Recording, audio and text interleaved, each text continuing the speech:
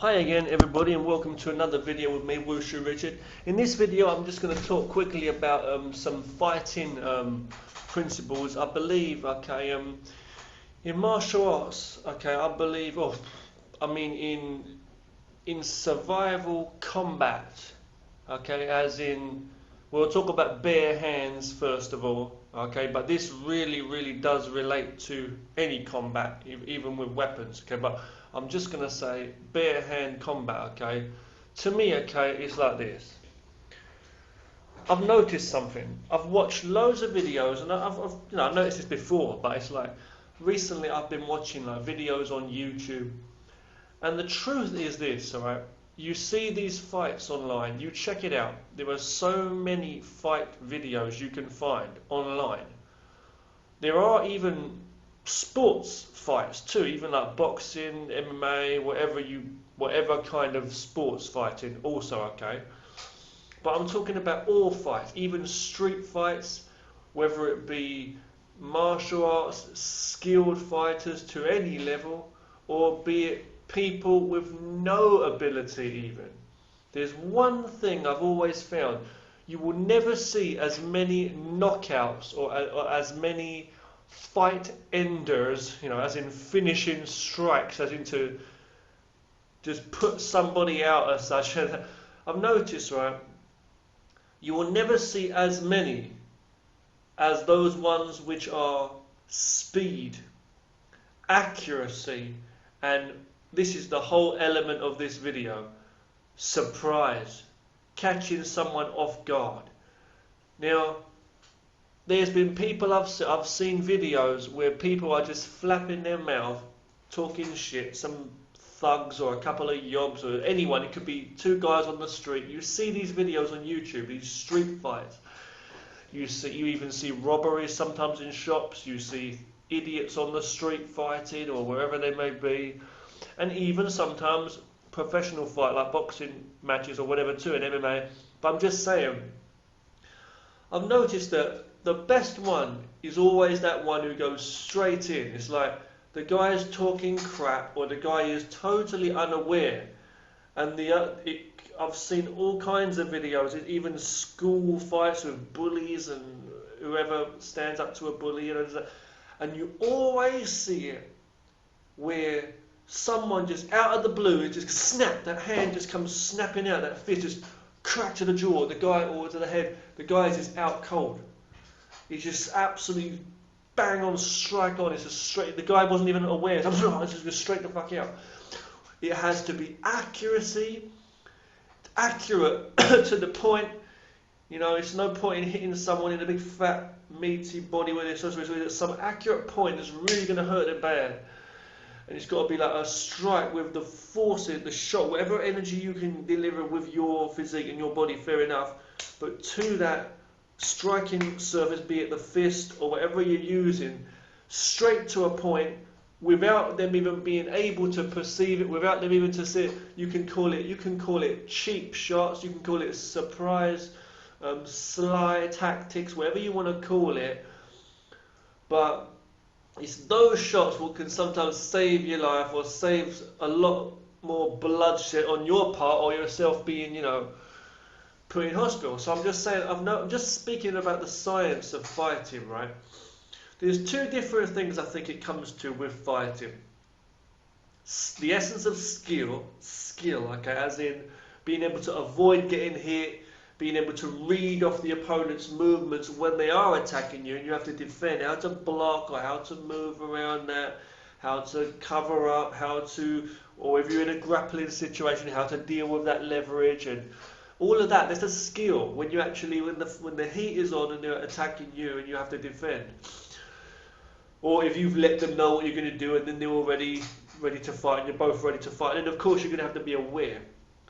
But I always find that's the most ridiculous way. Now you can criticise the ninja if you like, the ninja's way if you like. The ninja, you can call them sly, you can call them pussies who use cheap shots to fucking win the day because they just did everything in the black of night. They did everything without being seen so as to not get hurt. It's like you could even start, if you're really clever, and if you think you are, You could even use Bruce Lee's words if you think that's going to help you as an individual. You know, when he was just being an individual himself. But you could even use Bruce Lee's individual words when he even said, you know, you attack because it's as though you're afraid you're going to get hit. You know, that's why you act, because you're afraid you're going to get hit. That shouldn't be. It should be that you're totally one with the attack and you going in. That's true. The execution of your movements, they do. But he's talking about a kind of confidence and a kind of focus in what you do, and you should have that all through. Fair enough. If you are in the heat of battle and they're against you, but it's like if you're going to attack, you have to be one with it, and that's what Bruce Lee was talking about too. But don't get that confused with this. He's talking about a kind of fighting spirit. What I'm talking about is the actual science of it all. You're not going to run into, you don't want to run into danger. Martial arts is always talking about that too. You don't want to run into danger, you don't want to run into trouble, right? You want to avoid it and try and get the job done. We're not always, and don't forget the whole goal is not really to knock someone out or hurt someone or anything, you know what I mean? It's about, you really want to avoid danger. That's why you'd hit anyway.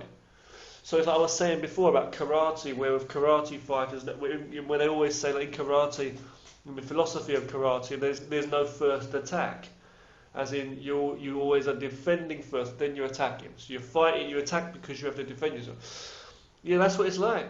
And I've also talked about, you know, you don't want to just assume someone's going to attack you and judge and then hit first and be an idiot, you know.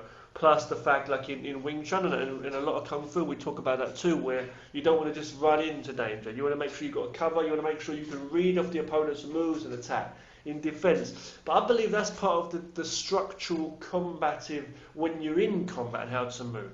But really and sensibly, I think, first and foremost, you want to avoid all kind of violent confrontations. If you can use your mind to avoid a fight, you know, use your language, use this or that, or to calm someone down, or to avoid that, or even run away, whatever, that's the best thing to do, or just not be there. Like my teacher used to say, one of my teachers used to say, you know, the best block, you know, the best block is don't be there, you know. Exactly. You know, so avoiding that crap first and foremost, doing whatever you can. It's important to have cover-up moves, blocking and counter-striking, but attacking, although it's for idiots, you can use it wisely as a defence. It's offence is the best defence, some people have always said. You know, the same as defence is the best offence. What kind of defence? You might have to choose to use offence as your best defence. So, I'm not promoting violence and I'm not advising that or any way or this or that. All I'm saying is, you know, definitely it's about being accurate. It's about doing an attack where your opponent can't see. If you feel your life's in danger, or you know you're threatened and there's some kind of violence about to happen, someone could really badly hurt you and they're really intent on really hurting you bad, you want to end the fight as quick as possible. My teacher used to say, you've got to be careful with this, fair enough, you don't want to kill someone or hurt someone really badly, to understand the laws and all kinds of stuff. But, you know, it's about real survival now, real life. But my teacher used to say, you know, your first attack should be your last attack. It should be the one, it's not that 15, boom, boom, boom, boom, 15 techniques like a movie, exactly. My teacher used to say in the Kung Fu, he used to say your first attack should be your last attack. It should be enough to scare the opponent or put pain in them so much that they cannot fight back anymore, they don't want to. Like you take their weapons, you break down their weapons almost, you do whatever, you know what I'm saying? We're talking about bare hand combat here, I'm talking about, but this philosophy does go into weapons as well, and you can go far back to the Kung Fu ancient fighting days and, you know, and all of that, and Buddha and all that, and Braveheart and all the rest of it. But what I'm trying to say is, you know, these are true points. Now you can have a lot of spirit, you can put a lot of focus into that strike, and you don't want to exhaust yourself, you know, you want to make sure you use enough force to do the thing, and it has to be focused, real power, and you have to train for that. And the same for your spirit and shouting, like in karate when they shout and ki and shout, all that might not even work for some time, but sometimes it can surprise them. If suddenly someone's picking on you, shout, you feel, whatever you shout, you know, fuck, or whatever you say, but it's like, shout with a really disorientated, right in their face, and smack out whatever it's going to be. But see, when you attack, you can't attack blindly. You've got to have very good footwork too, but speed is of the essence. The most important thing, you don't want to, you know, exhaust yourself in any way. Speed, accuracy, to the point. It's got to be a shot. I mean, it can't. There's no cause for error. It's like there's talk about plan B in that. You know, your plan A should work first and foremost before your plan B. So definitely, I do agree with that. And you can cuss off, you can put down the ninja and the ninja's ways and that, but they were very effective in what they did. If the opponent can't see you and can't feel you, don't even know you're there, you can get so much done. You know, a lot of things have been done. It's like they all say all warfare is based on imagination and deception. And how use your imagination to be as deceptive as possible to get around without giving yourself any obstacles to deal with, just so you and yourself you feel like you're a hero, or you've got some ego, you look like a hero to yourself or in the eyes of other people. That's not the point. You want to win in life and you want to be successful, you know, and safe and go in the flow of nature. So this is real combat tactics. I feel the ninja was the best in terms of that. You know, you get people learning.